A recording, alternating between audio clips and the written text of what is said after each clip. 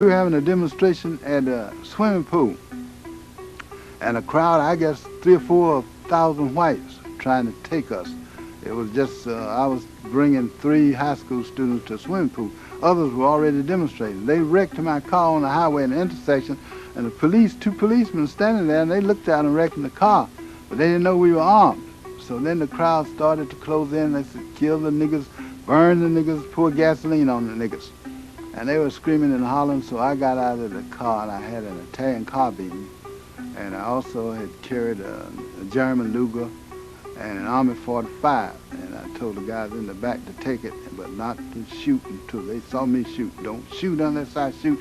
If I shoot, you kill as many as you can because they're going to get us.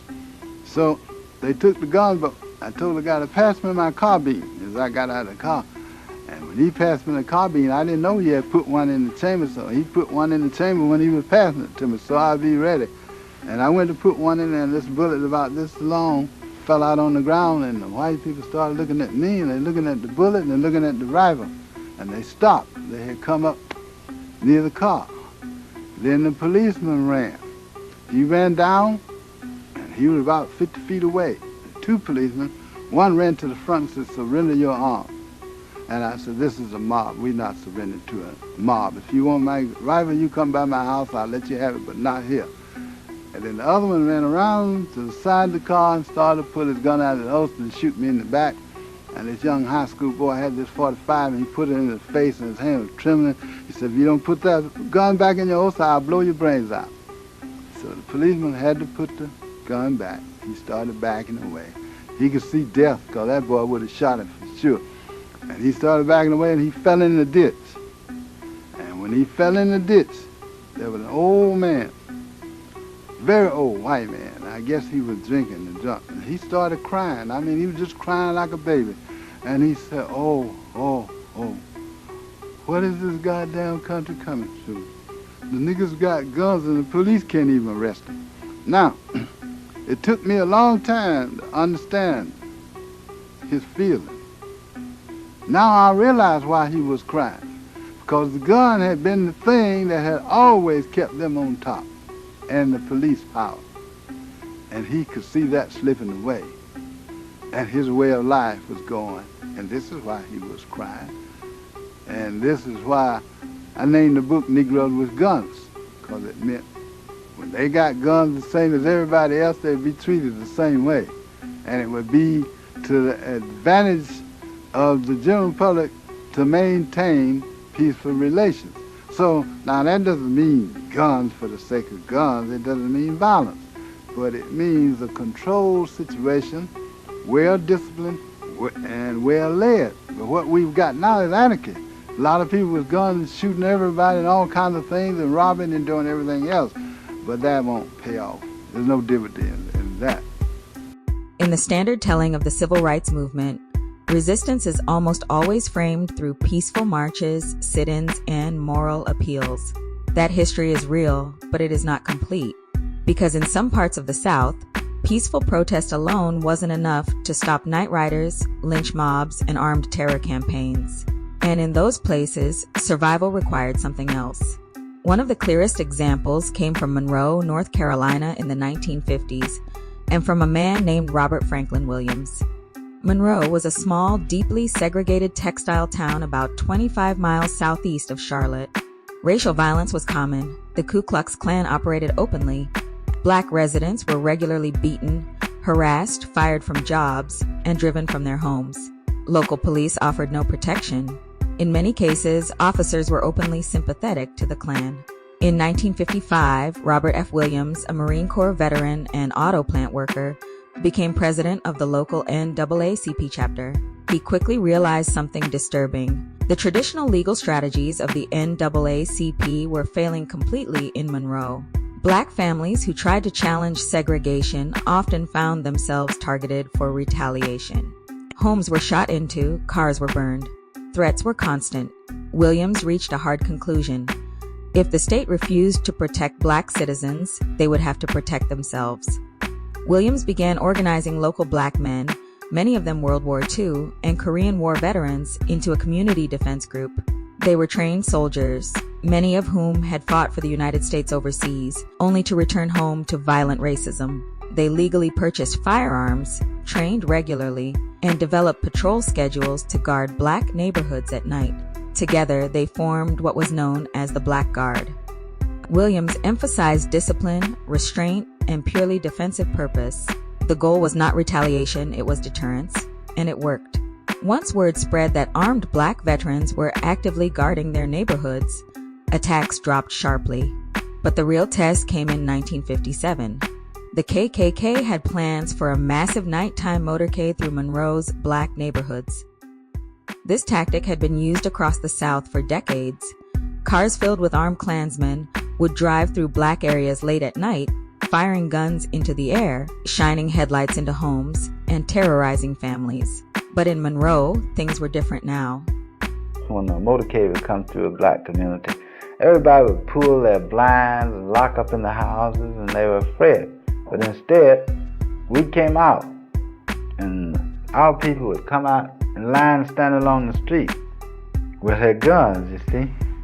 Williams and his defense group prepared positions along the planned route. Armed men took concealed posts behind houses, trees, and vehicles. When the Klan caravan entered the neighborhood, they suddenly realized they were being watched and targeted by organized armed defenders.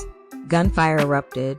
Whether Williams' men fired first or returned fire has long been debated, but the result was immediate. The Klan panicked, cars swerved, engines roared. The entire motorcade turned around and fled. The KKK never again attempted a motorcade through Monroe's black neighborhoods. From that moment forward, Monroe became one of the few southern towns where the Klan feared entering black areas. In 1961, racial tensions in Monroe boiled over again. During chaos involving freedom riders and violent white mobs, a white couple briefly entered Williams' home seeking refuge. According to Mrs. Stegall, she and her husband drove to Monroe Sunday afternoon to visit her mother. They heard of the disturbances in town but weren't involved until they took a shortcut to their destination. Then on Winchester Street, passing through a Negro neighborhood, a crowd suddenly blocked their path. Mrs. Stegall tells what happened then in these words. Everybody had a gun of some kind. It was some of the awfulest guns I've ever seen. And I remember one fellow that come pushing through like that he had a sawed-off gun, a double barrel thing. He said, let me kill him, just like that. When did Williams come on the scene? Well, after they had took us out of our car at gunpoint and marched us up the street to his house, and that was the first time I saw him in his yard. They were very, very angry, and I could see that they were very angry. So when I came down into the yard, Mrs. Stegall said to me, we've been kidnapped. And so I said, well, lady, you're not kidnapped here. If you want to go, you're free to go whenever you are ready. I said, but you got to go through this crowd. And she said, well, if you take us out of here, we'll be all right. I said, no, I'm not going to take you out because I didn't bring you here, and I'm not going to take you away. That you're free to leave whenever you're ready to go. It hadn't even dawned on me that I was kidnapped. I didn't know I was a cop. And the people were screaming, still screaming. Some were practically hysterical. And one man started crying, just crying like a baby. And he said, give me a gun, let me kill them. And so I could tell that the crowd was becoming too tense. And I got into the crowd around the Stegalls, and I started pushing the crowd away from them. According to Mrs. Stegall, she and her husband were to remain in the nearby house, which had been used to quarter freedom riders, until 9 o'clock, when they were released and drove through police lines to safety. After the Stegalls were taken from his house, William says he received a threatening phone call which prompted him to leave. He described it this way. They said to me that, Robert, you've caused a lot of trouble in this town, and now state troopers are on the way. And in 30 minutes, you'd be hanging in the courthouse square. So I told my wife that we were going to have to leave. Although they were never harmed and left safely, Williams was falsely accused of kidnapping. Facing an all-white jury, certain conviction, and possible lynching, Williams fled. He escaped first to Canada, then to Cuba, where Fidel Castro granted him political asylum. Now, did you ever feel that what you were doing was in any way act of treason or unpatriotism towards your country, towards the United States of America, or had you abandoned America? Did you feel you were now a Cuban, or what? No, I don't believe any man who lives under tyranny in a government can ever be truthfully accused of treason.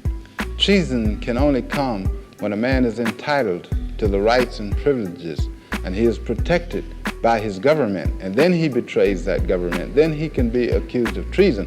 But when the government betrays its trust to its people, then the government is what is guilty, is the guilty party to treason. And I consider the government of the United States to have failed the black people in America in protecting the rights of black people and the enforcement of the Constitution. From Havana, he launched a radio program that would reach millions of black Americans inside the United States. It was called Radio Free Dixie. Radio Free Dixie was broadcast on Radio Havana using high-powered shortwave transmitters capable of crossing thousands of miles, reaching deep into the American South. Black families across the South would gather late at night, quietly tuning their radios, listening in secret, because if authorities caught you listening, there could be consequences. Every week, Robert F. Williams delivered uncensored broadcasts aimed directly at black Americans living under Jim Crow terror. He connected the black freedom struggle in America to global anti-colonial movements happening in Africa, Asia, and Latin America. He told black Americans they had the right to defend themselves. We must use whatever method in our possession. We must make use of the gas bomb, the lycan, the ice pick, the switchblade, the axe, the hatchet, the razor, the brick, and the bullet. Next year, we shall meet machine gun with machine gun, hand grenade with hand grenade, in a new spirit of meeting violence with violence. And that message, coming from a man the FBI labeled armed and extremely dangerous, terrified U.S. authorities. The FBI monitored the broadcasts obsessively. U.S. intelligence agencies pressured foreign governments to shut the program down. American diplomats protested directly to Cuba, but the broadcasts continued. Radio Free Dixie became one of the most powerful revolutionary radio programs in Cold War history. For nearly 9 years, Williams lived in exile, separated from his homeland, and branded a criminal for defending his community. By 1969, political tides had shifted. The kidnapping charges were quietly dropped. Williams returned to the United States, settling in Michigan, where he lived the rest of his life largely outside the spotlight, but his legacy quietly shaped future movements. Groups like the Black Panther Party, which openly practiced armed community defense, directly drew inspiration from his philosophy. Williams proved that the presence of organized, disciplined resistance could halt racial terror when laws and police refused to act. He didn't reject peace, he rejected helplessness. And for a brief moment in North Carolina, the Ku Klux Klan learned something they had never expected to learn.